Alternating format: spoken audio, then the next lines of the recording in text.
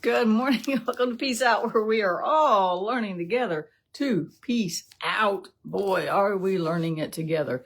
And you know, it's not always that easy. There's not a magic button. It's just there when, watch yesterday's video, it's there when we need it. It's there it's there, but we have to get to that point of the when, right? Like we talked yesterday about the automatic dispensers. It's all right there. But it doesn't come out until we activate it, until we put our hand under the sensor for the towel, the soap. Same thing with God's peace. It's there.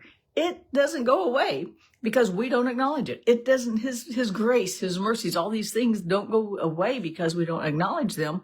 They are right there when we need them. We're going to look at another little word today, and it's a little 3-letter word, not a 4-letter word. This is good.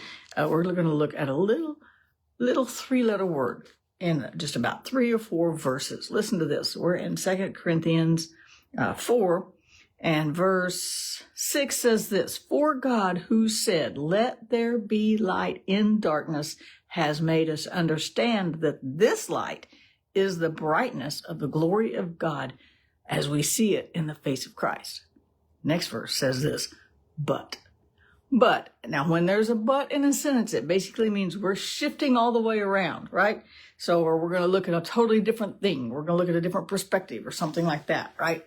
And so he says, he's like, God has given us the glory of God in the face of Christ. He has shined in the darkness. It is in our lives.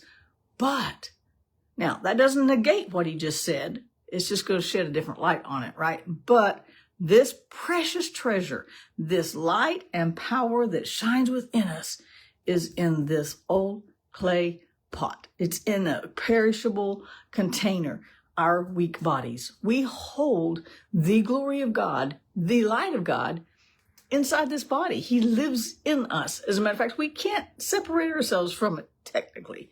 So he's like, we've got all this glory. God's got all this light. God's got all this power. And then he put it in us, in this weak body, in this sometimes weak mind that has a hard time of grasping what he's even talking about. But we have this beautiful, precious treasure living inside of us. But let's go on a little bit, because he says this. He says, everyone can see that our glorious power is from God and not our own. We house the glory of God, but it is definitely not us doing anything from salvation to whatever. It's not us, right? And then listen to what he says right after that. Get this. Paul is talking about the glory of God living inside of us. But, there's that little word again, right? He's also making it practical. And this is one thing that, if you watch my videos much, this is one of my main things, is I want us to understand that God's word is still practical and applicable to our lives. If not, we can just set it on a shelf. If it's not, we don't need to read it. If I can't apply it to where we are right here in 2025, we don't need it, right? Well, but I'm saying we can. It's still relevant. It's still powerful. It still points us back to God, our creator. And it's still active in our lives now. And that's what Paul's saying here. And he's on this side of the cross, so we can use it for those who don't do the Old Testament. Okay. So, but I don't know why you wouldn't. But anyway, so he's saying we've got this beautiful treasure of God's glory, his grace, his light inside of this. And then he goes right into this. We are pressed on every side by trouble. Well, that sounds kind of mutually exclusive, right? Don't we get the glory of God and then we don't have any trouble? And Paul, evidently not, because Paul's going, listen to this beautiful treasure lives in us, this beautiful treasure of God's presence, this beautiful treasure of God's light. God's beautiful treasure lives inside of us, but we are pressed on every side. It doesn't, just because God lives inside of us, it doesn't exclude us from struggles that life throws at us. And if anybody understood that, it would be Paul, right? He says, but we are pressed on we have this treasure. We are pressed on every side by troubles, but we are not crushed. Sure, there's stuff coming at us. It will not destroy us. It cannot destroy us. Then he says, we are perplexed. Life can be confusing. We can run out of steam. We are perplexed, but We are not broken. Let me go back here a bit. We are pressed on every side by troubles, but we are not crushed and broken. We are perplexed, but we don't give up and quit. We are hunted down, and they really were, but God never abandons us. We get knocked down, but we get up again and keep going. So Paul's got this little package here of explaining to these new believers, which this was 2 Corinthians, so it's the second letter in the Bible, but I understand he actually wrote the Corinthians 4 letters. We just only canonized 2 of them. I'd like to see the other 2, right? So he's writing to basically still new believers in a newly formed church that's learning the connection between what God said in the Old Testament and how we live it out in the New Testament and what Jesus did in between, right? And he's saying, you know what? You have the power of God living inside of you. You have the light of God living inside of you. You may be crushed, pressed in on every side with trouble, but we're not crushed. But we're not broken. We can be perplexed. We can be tired. We can be worn out by the stuff that goes on in this world. Boy, if you scroll Facebook very much, you should get worn out. It's not going to take very long. But we don't give up and quit. Why? Because this glory that God gave us, the salvation that he gave us, the righteousness of God, none of that, God is not perplexed. God is not perplexed. Can I explain that? Can I say that again? That even though we are pressed on every side with troubles, he keeps us from being crushed and broken. Our troubles are not the end. Our troubles are not the whole picture. The picture is, yes, we have troubles, but we can also say God is a very present help when in trouble. He doesn't go, oh, y'all have it really bad. You know what? I'll be back later. He doesn't abandon us to the insanity in this world. As a matter of fact, Paul, the same writer in Timothy and in Thessalonians, did a lot of warning about the last days. There's going to be lots of confusion. There's going to be lots of deception. But if you love the truth, you won't be deceived. You can choose to not be deceived because you love the truth. It depends on we're going to talk about tomorrow what operating system you're using. But right now we're talking about this little word, but yes, we have this treasure, a beautiful treasure in a cracked clay pot. I don't always get it right. If you do, great. You could give me some lessons. I don't always get it right. I don't always understand what's going on. I want to give up sometimes, but I can't because I know God didn't give up on me. And God is not perplexed. God is not confused. God is not saying, I don't even know what to do with them. This is a crazy, crazy world. Does he see it? Yes.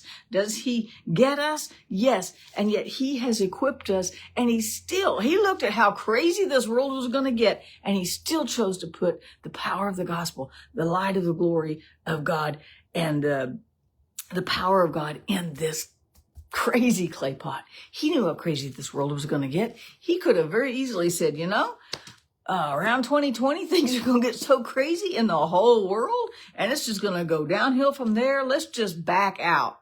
Let's just do something else. But he didn't. He still promises us that we have the glory of God, the light of this glorious gospel. It says that he made us understand that this light is the brightness of the glory of God seen in the face of Christ. He lets us see those things, but this precious treasure is in a clay pot. This precious treasure is in a broken world. This precious treasure, the glory of God, is still abounds toward us, in us, through us. He's not taking it back. And even if we are pressed on every side, he will keep us from being broken and crushed.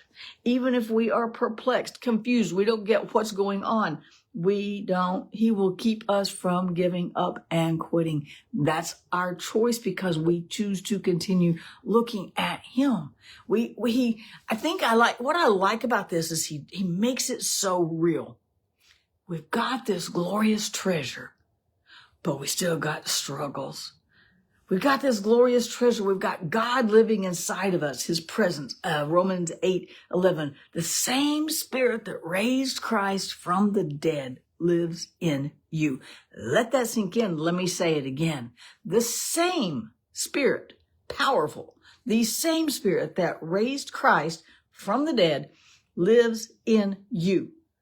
The same Spirit that raised Christ up out of that grave that day, that early Sunday morning, so many years ago, lives in a perplexed human being, lives in a human being who's struggling every day with emotions, with thoughts, with how to keep the word at the forefront. God gets it, and he didn't take it back. He still says, I want to live in them.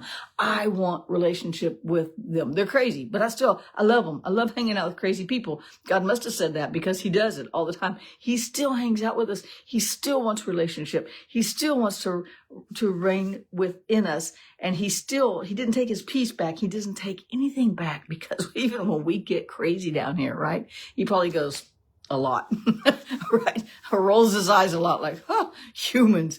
But we have this treasure of Christ in this being.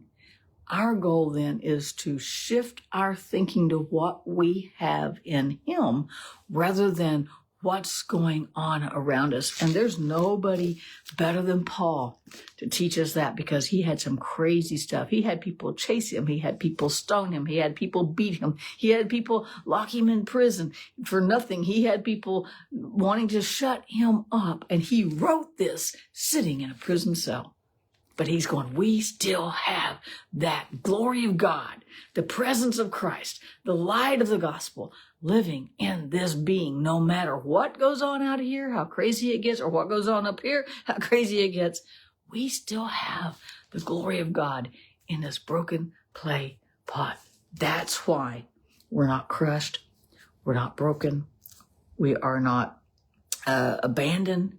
We're not going to give up. We're going to keep moving toward God. There's not a better option, y'all. Trust me, there's not a better option, no matter what goes on. And you know what? That whole reason that there's not a better option, and yeah, I looked.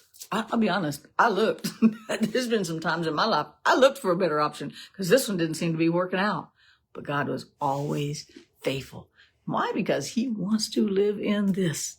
He wants us to realize that he has what he has given us and how much he loves us. And he's not going to abandon us when it gets ugly, when we get dumb. He's not going to abandon us then either. And that's why today I'm going to peace out. Peace out. You guys have a great day. I'll see you again tomorrow.